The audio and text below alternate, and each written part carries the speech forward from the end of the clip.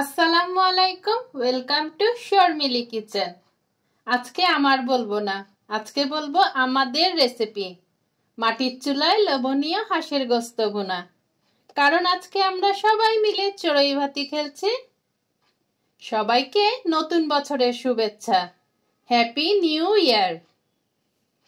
বর্ষবরণকে ঘিরে নানা রকম আয়োজন, সেই আয়োজন থেকেই চড়ুই ভাতির কিছু অংশ বন্ধুদের সঙ্গে শেয়ার করা, এই আর কি।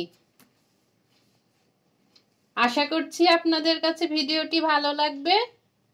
ভালো লাগলে প্লিজ বন্ধুরা লাইক দিয়ে ভিডিওটি কন্টিনিউ করবেন। আর এরকম মজার মজার সহজ রেসিপি পেতে চাইলে চ্যানেলটিকে সাবস্ক্রাইব করে রাখতে পারেন। আর যারা সাবস্ক্রাইব করেছেন তাদেরকে অসংখ্য ধন্যবাদ। স্ক্রিনে দেখতেই পেয়েছেন তেলে পেঁয়াজ ভেজে নেওয়া হয়েছে। এখন দিয়ে দেওয়া হচ্ছে গোশতের সব মশলা, অর্থাৎ হলুদ, মরিচ, আদা, রসুন, ধনের গুঁড়া, জিরার গুঁড়া, জিরা বাটা, গোশতে যা যা মশলা লাগে সবকিছু দিয়েই আমরা ভালোভাবে মশলাটা কষিয়ে নিচ্ছি।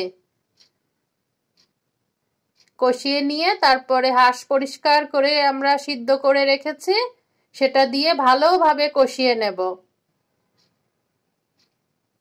লবণ দিয়ে দিলাম, পানি দিয়ে দিচ্ছি, পানি দিয়ে মশলাটা কষিয়ে নিচ্ছি। যত ভালোভাবে মশলা কষাবো রান্না তত বেশি সুস্বাদু হবে। এখন দিয়ে দেব কেটে ধুয়ে পরিষ্কার করে বয়েল করে রাখা হাঁসের গোশত, দিয়ে মশলার সঙ্গে ভালোভাবে কষিয়ে কষিয়ে রান্না করব। মাটির চুলায় রান্না কিন্তু খুবই সুস্বাদু হয় এবং স্বাস্থ্যকরও বটে। এখন ভালোভাবে মশলা কষিয়ে নেওয়া হচ্ছে, ঢেকে ঢেকে ভালোভাবে মশলা কষিয়ে নিচ্ছে। যে কোনো খাবার মাটির চুলায় রান্না করলে সবাই মিলে খেলে সেটা এমনিই মজা লাগে। আর সেটা যদি হয় চড়ুই ভাতি বা পিকনিক, তাহলে তো কথাই নেই, শুধু মজা আর মজা। সবাইকে আবারও নতুন বছরের শুভেচ্ছা এবং অনেক অনেক শুভকামনা। আজ আসি, আবারও চলে আসবো এরকম নতুন কোনো মজার রেসিপি নিয়ে। আপনারা সবাই ভালো থাকুন, সুস্থ থাকুন, আমার জন্য দোয়া করবেন। আল্লাহ হাফিজ, আসসালামু আলাইকুম।